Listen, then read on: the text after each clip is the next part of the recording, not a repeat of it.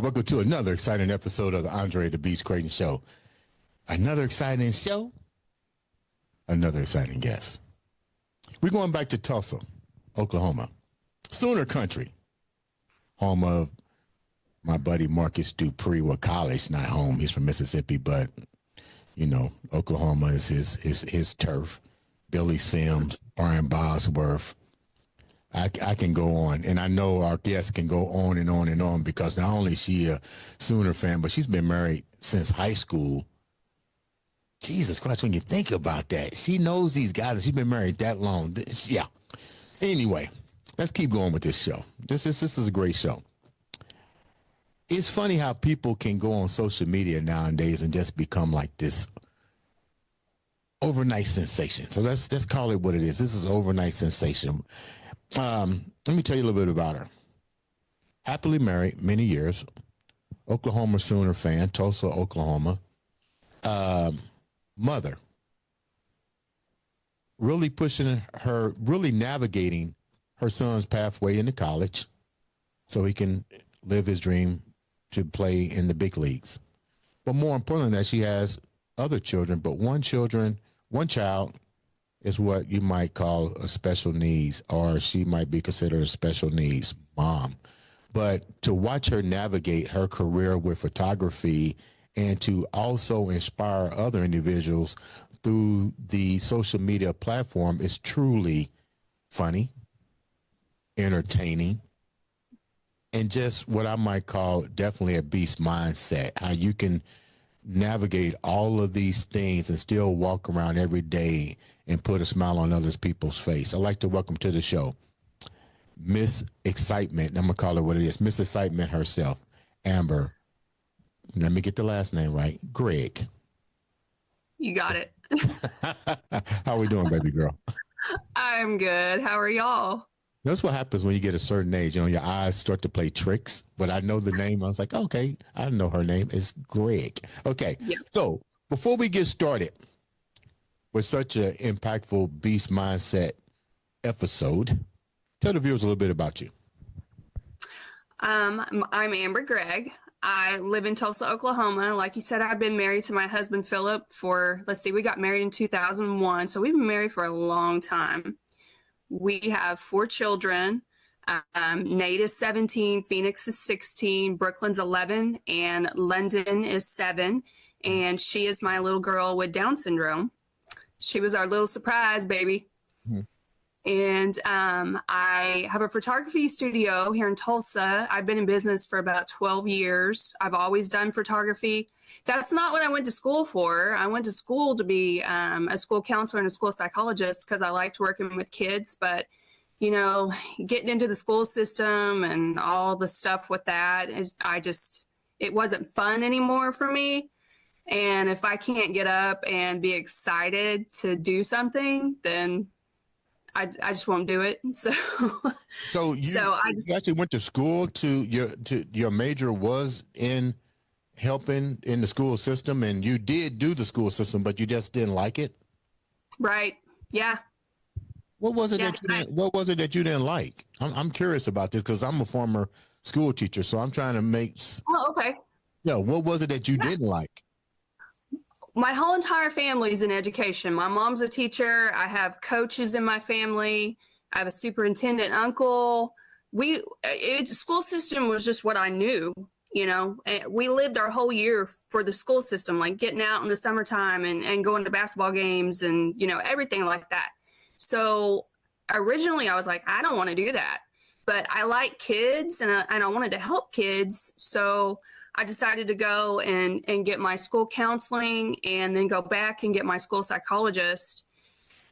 And really, I liked it for a while, but just being tied down, and there's a lot of politics in school. And, you know, Oklahoma, we're like 49th in education. Right. And they just don't pay teachers well. And I have 2 master's degrees. I deserve to be paid. And they just couldn't pay me what I needed. And, you know, I liked working with the kids and everything. But when I got pregnant with my first child, I thought, I don't want to do this. I don't want to put him in daycare. I need to find something that I can work around. And I always wanted to start my own business. And I was always good at photography. And I was like, okay, we're just going to do this. And that's kind of how I got into opening up my photography studio. You know, that's really that's really that's speechless, because you went from having 2 master's degrees to decide that you want to take the road to photography. I mean, Yeah, it's not really lucrative when you think about, you hold 2 I know. degree. So when you talk to your husband about this is your first child. What was his take on this? He was good with it. He really didn't want to put Nate in daycare and have me gone all day. And, you know, we worked through it and we were going to be okay. He always has had a good job and he's always moved up through the years. You know, kind of like we started from the bottom and then we just grew, you know, we blew up and came up. And I mean, we were good. So he was like, yeah, go for it. What was some of the struggles that you had to deal with? Because this is, taking pictures is one thing, but you're going to something truly different.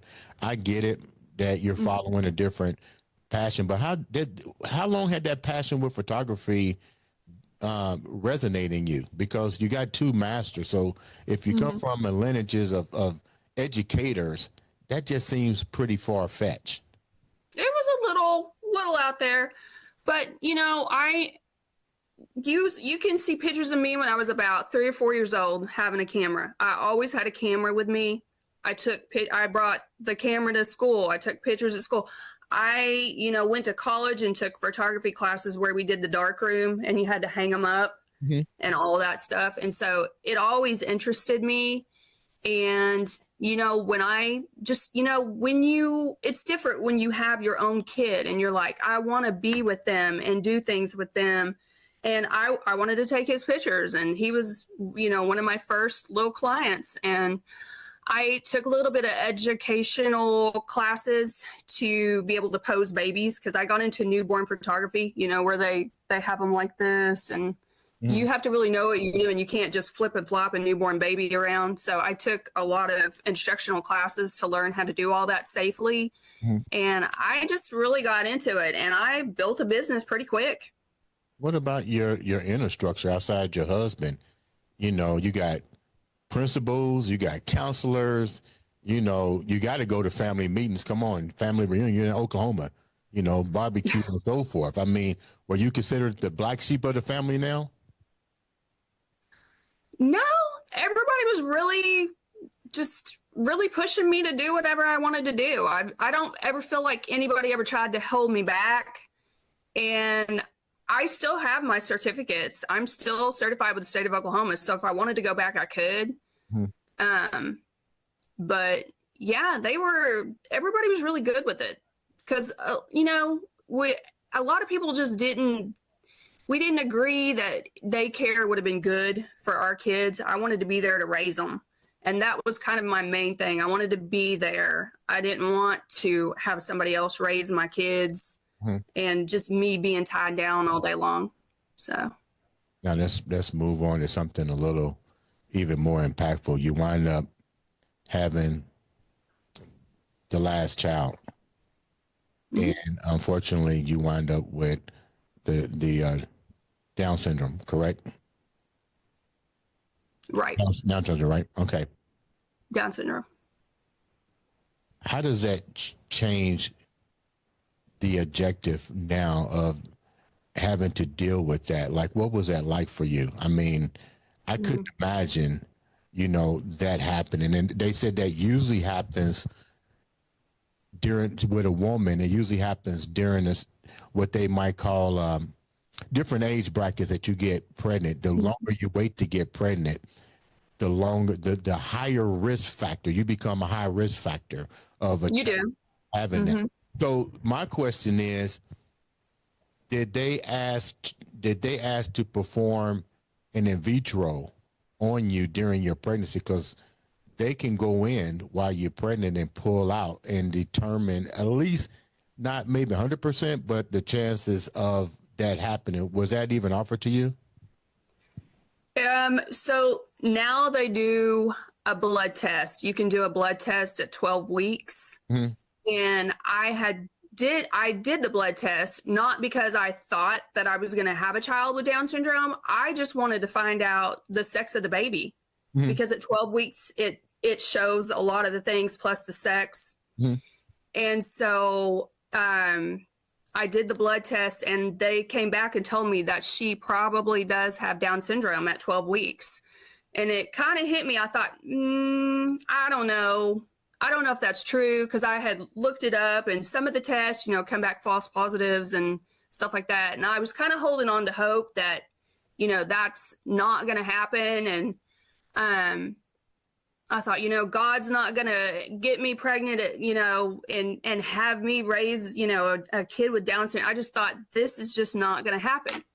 But through the pregnancy, God was showing me a lot of stuff, and I was doing a lot of research. And like, what do you mean a lot of stuff?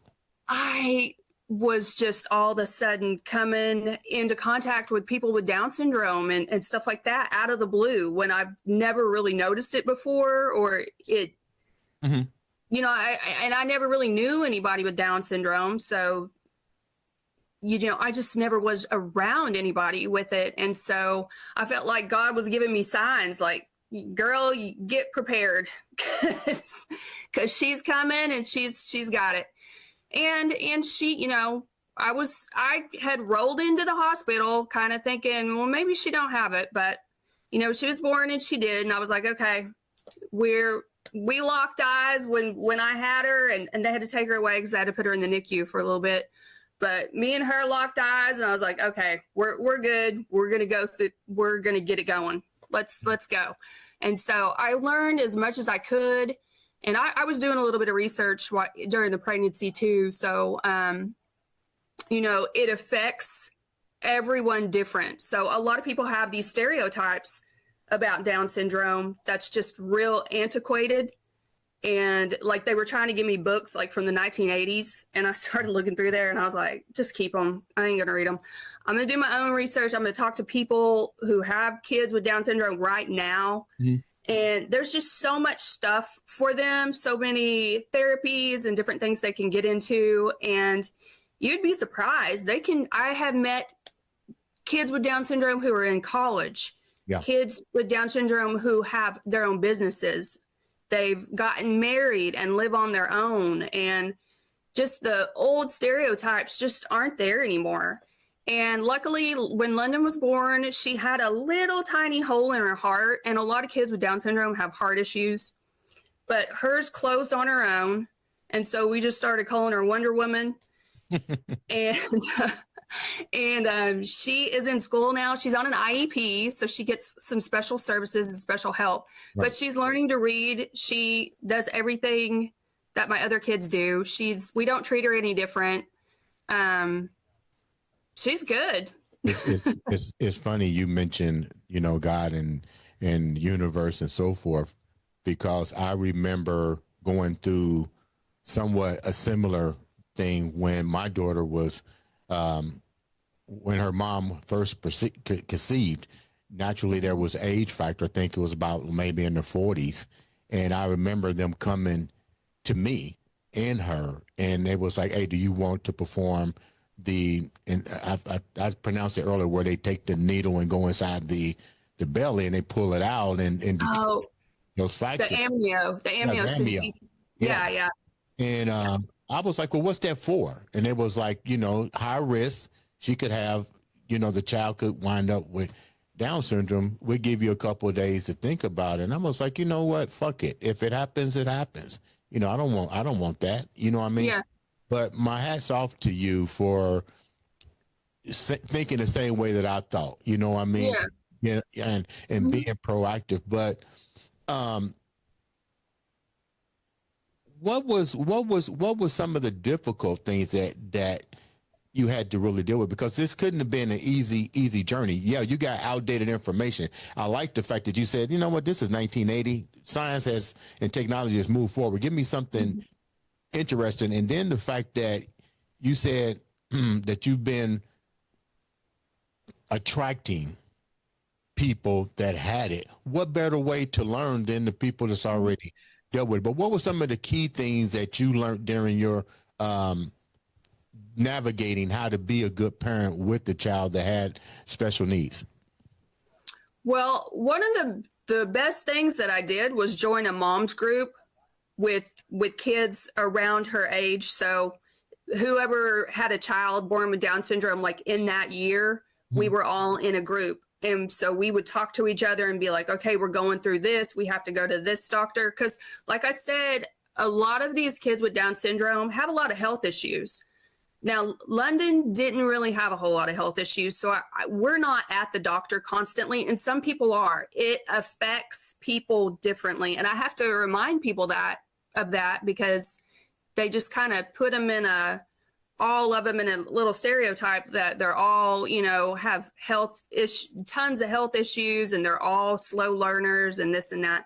They all learn their same, just different. They all learn a different way.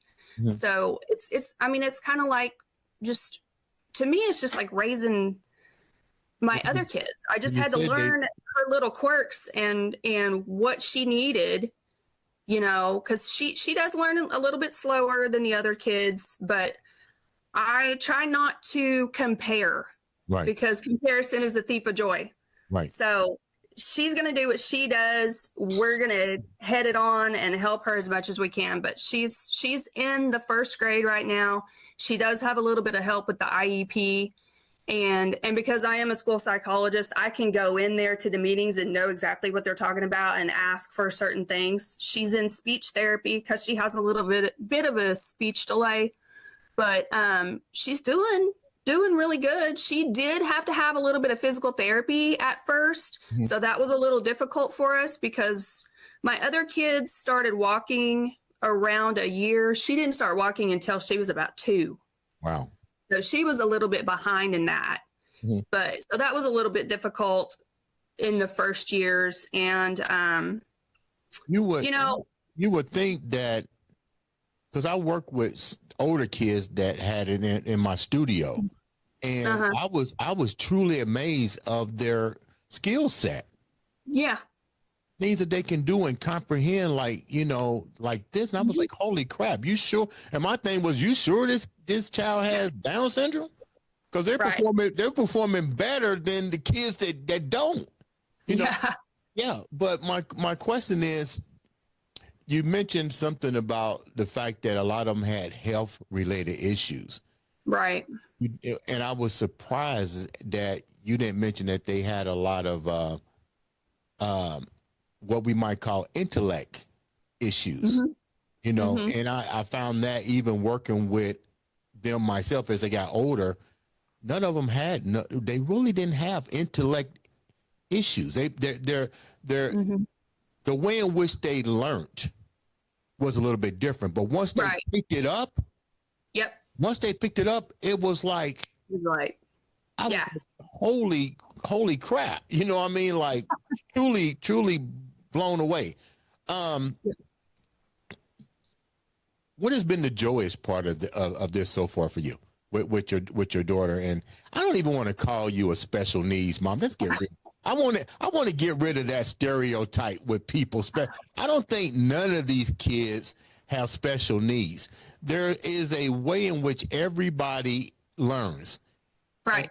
As two teachers or former educators, it's our job to find out which pathway do we need for little Joey or Jenny to learn, because they all can learn. Right. So it's just that we got to figure out what it is. But back to the question at hand, she's 1 year old. No, she's 7 now. 7? Okay. So now she's 7. Yeah. And you looked at her for the first time and you made that eye contact. Yeah. For 7 years, what has been the most enjoyable moment? Gosh. Wasn't prepared for all this, were you? No. Just, it takes her just a little longer to learn stuff. There's just a little bit of a delay. Like you said, it's not the intellect. It's just a little bit slower. So when she finally gets something, we're all like, woo, yay. And just seeing it, it's just really great. She has, like I told you, she is in speech therapy. She has a little bit of a speech delay. Mm-hmm. So some words are harder for her to say. So, like around last year, she finally just started saying, I love you, mommy. And now she says it all the time. I love you, mommy. I love you, mommy. And I'm like, that's just the sweetest thing I've ever heard in my whole entire life. Now she has brothers and sisters. How did you implement that into educating them to have to deal with her? Because let's get real, teenagers and kids don't have patience. Right. You know, and let's get real, even some of us adults don't have Yeah. patience. How Right. did you orchestrate that? Like, what were some of your techniques? And the reason I'm saying this is for those that don't understand and don't follow her on social media, she actually brings her skill sets in an education and fun platform through TikTok and all the social medias. So how do you do that? How do you take your kids who have no idea about Down syndrome or special needs or Mm-hmm. whatever and say, okay, this is a part of our life now. We got to Mm-hmm. work together as a team. It may not be easy, but blah, blah, blah. How do you handle that? Yeah. When I was pregnant with her, I set the other kids down, and the littlest one, she was 4 at that time. So I feel like she's lived a life where she's always had Down syndrome in her life. She really doesn't remember a whole lot without London. And my other kids, they were like 9, 10, so they kind of understood. And I just told them, I said, London's going to be a little bit different. We're going to have to be more patient with her and help her a little bit more. And they, I thought it was going to be a big deal. And they were just like, okay. and so just having them like growing up with a sibling with Down syndrome has made them better people, I think.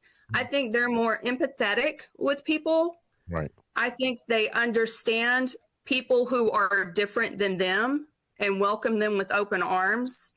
I think they're more open to other cultures and learning about other people's backgrounds and stuff like that. Mm-hmm. I just think with London in their family, it's made them so much better as people and just more understanding and helpful and just better all around people.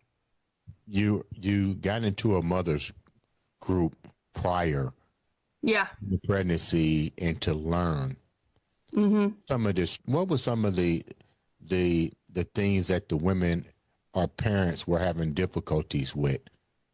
Because yeah, you got joy, but the realistic point of the matter is you're in a support group, and some of those support groups, they I'm pretty sure there were struggles. What was three of the major struggles that people were dealing with?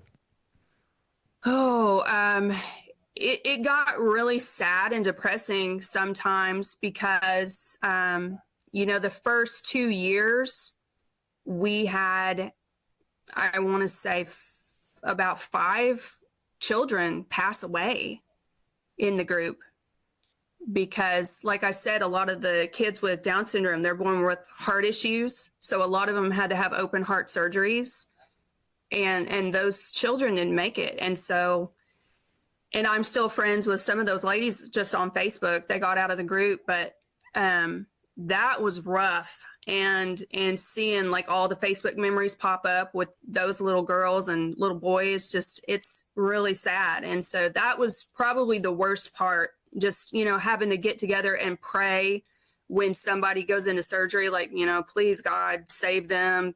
Let's get them through this. And then, a few of them didn't make it. So that was the absolute worst part of it. Absolutely. Like, what was the age bracket of the passing of a lot of these children? Like right around 1 year old. Okay. Yeah.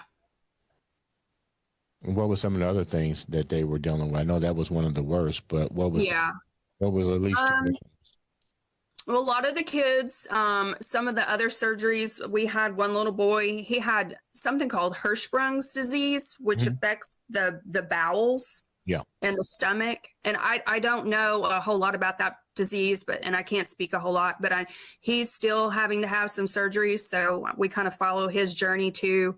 I know he's had a hard time. So, And then a lot of the other stuff is now that our kids are 7 years old and getting into school, a lot of it is getting their schools. And these people are all over the U.S. They're not just in my state.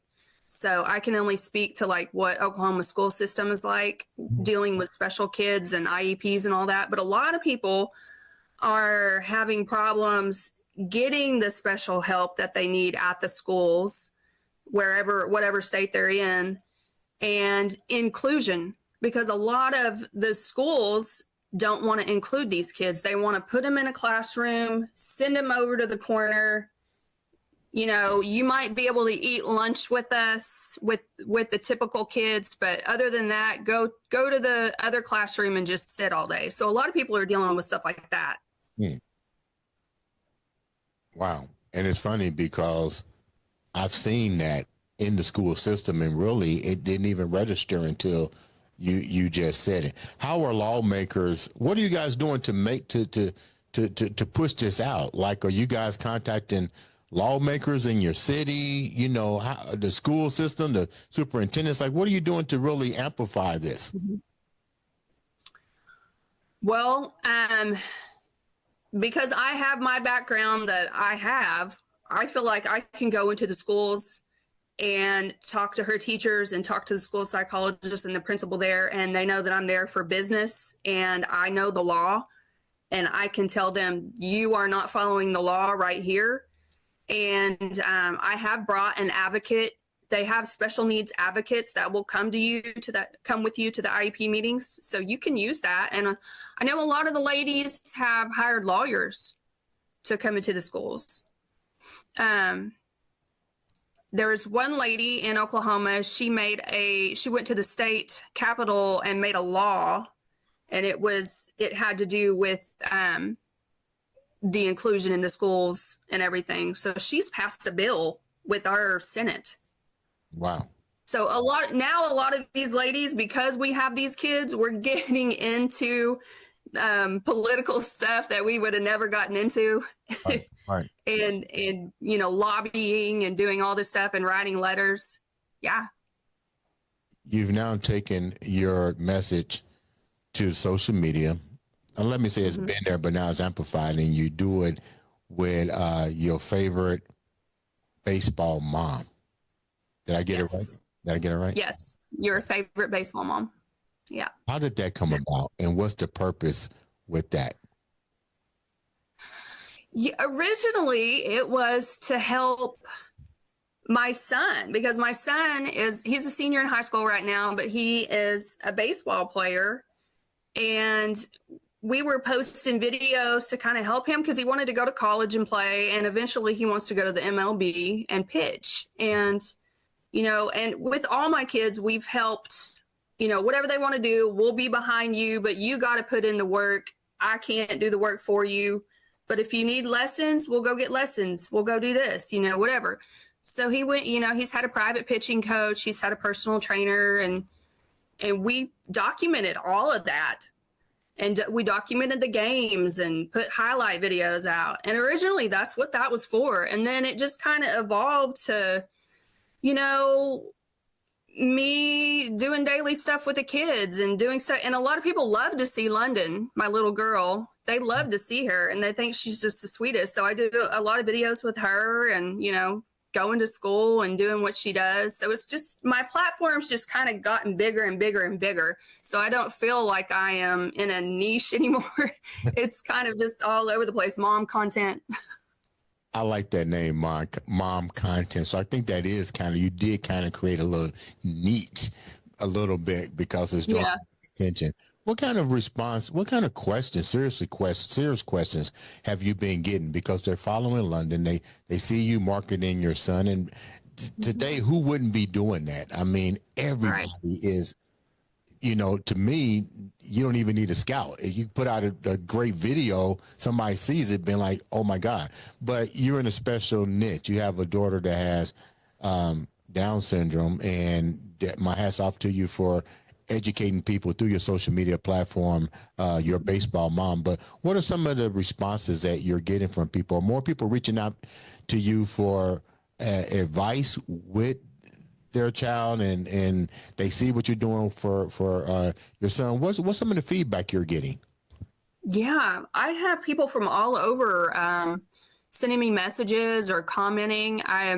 I've with London, I've met a lot of people who are pregnant with a baby with Down syndrome, and they're asking me just, what to expect, or they're following me and saying, "Hey, I saw your videos, so this just looks real and like a real family, and I don't feel so scared anymore because I see what you guys do." And it's just because I think a lot of people put fear into people when they're carrying a baby with Down syndrome. Mhm. And so the whole pregnancy is just fear.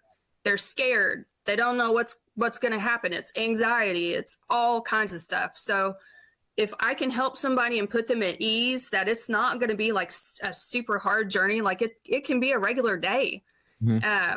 A lot of people have commented about that. And then with the baseball stuff, I just have a lot of people like asking, what do we do? We're at, my kid's a freshman in high school and he wants to go play college and we don't even know where to start. And, and they see my videos and they're just like, are you doing YouTube? Are you doing Twitter? And so I've had a lot of people comment about both of them. And I've actually had some coaches reach out because of my videos on Nate. And so he's gotten a lot of attention just off my TikTok page, which is crazy to think. So how is that affecting your photography? You were supposed to be a photographer. Yes. I still am taking pictures. Okay, because I don't hear you saying nothing about your photography business. You don't went straight viral now.